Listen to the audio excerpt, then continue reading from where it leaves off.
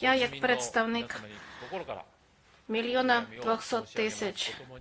мешканців Хіросіми, хотів би висловити нашу підтримку Україні, українцям і наші надії, молитви на повернення миру до України якомога швидше. Прошу, будь ласка.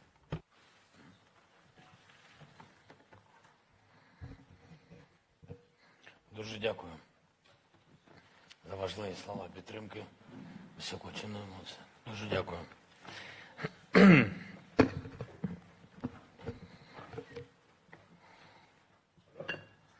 Шановні присутні, дорогий японський народи,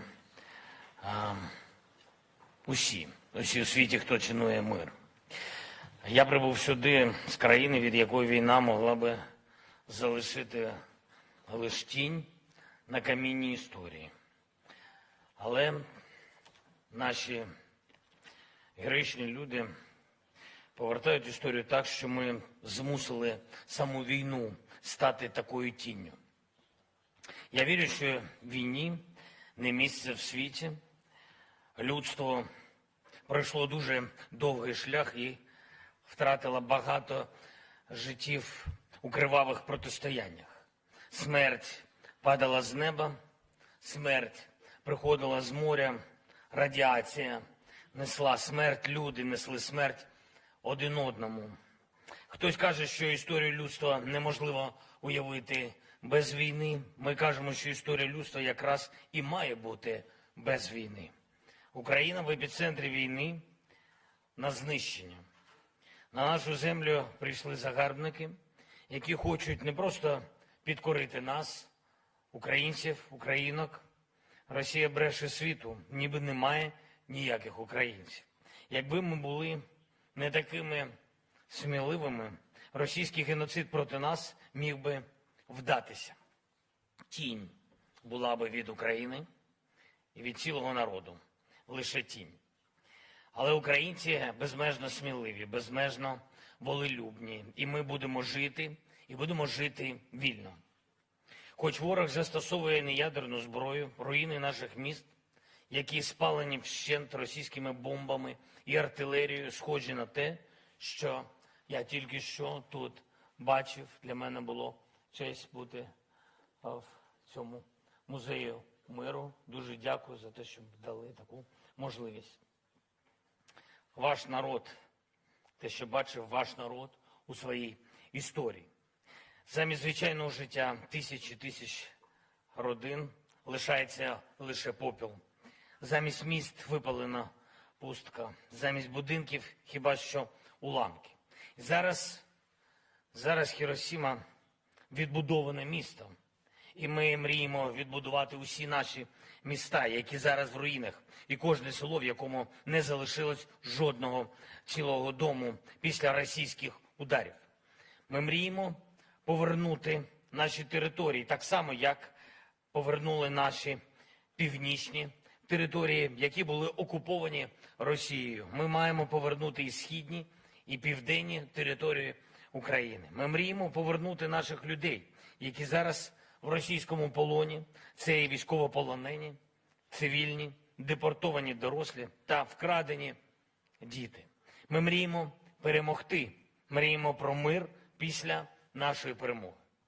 Але, щоб це сталося, має програти не лише цей агресор, має програти амбіція війни як такої. І це те, що важливо для всіх у світі. Тут, в Хіросімі, я для того, щоб саме звідси світ почув український заклик до об'єднання. Росія розтоптала все, що є цивілізованого. Вона вже навіть понад рік продовжує окупацію нашої найбільшої у Європі атомної електростанції. Росія одна така держава-терорист у світі, яка стріляла з танків по будівлі атомної станції. Ніхто інший не робив атомну станцію полігоном для зберігання зброї і снарядів. Росія прикривається атомною станцією, щоб обстрілювати наші міста з реактивної артилерії. Якщо хтось у світі ще здатен ігнорувати інші воєнні злочини Росії, такий її злочин проти людства точно мусить спонукати до дій кожного. Це кажемо ми, Україна, якій довелось пережити радіаційну катастрофу Чорнобильську 1986 року.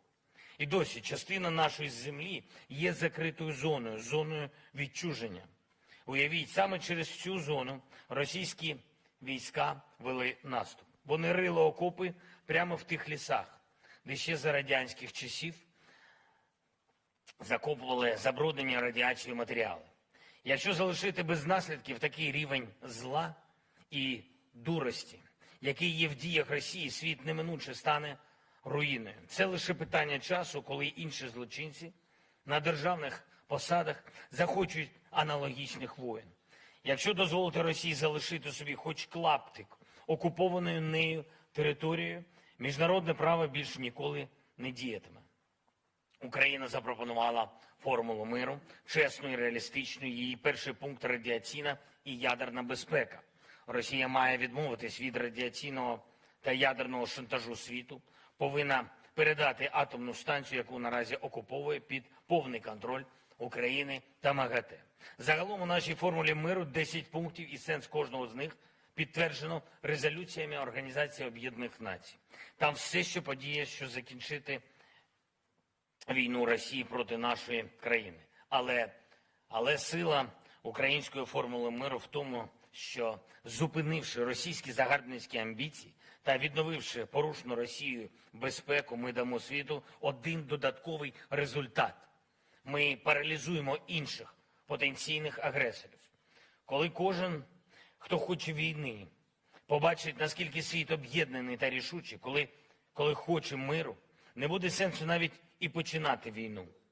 Досі у світу не було такої формули, яка могла би зупиняти агресорів. Україна пропонує її. Україна пропонує світу порятунок від війни. Для цього треба об'єднатися і зробити Росію останнім агресором, щоб після поразки цього її вторгнення в Україну панував лише мир.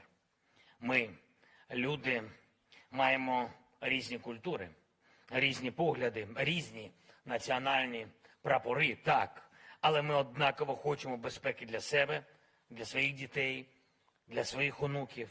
І наше життя однаково згорають у попіл, якщо, не дай Боже, приходить війна. Кожен у світі має робити все, що можливо, щоб від воїн залишились лише тіні на камінні історії, і щоб це можна було побачити лише у музеях. Кожен у світі має поважати інші нації. Кожен у світі має визнавати державні кордони. Кожен у світі має захищати справедливість. Кожен у світі має дбати про життя. Кожен у світі має сприймати мир своїм обов'язком. І я дякую тобі, Хіросімо, за кожен синьо-жовтий прапор на вулицях цими днями. Коли є український прапор, це свідчення, що є віра в свободу, є віра в життя, є віра в наших людей. Дякую, дякую вам, Японія, пане прем'єр-міністре Фуміо Кішіда. Дуже дякую тобі, увесь японський народе.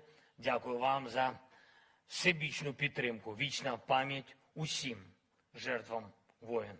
Хай буде мир. Слава Україні!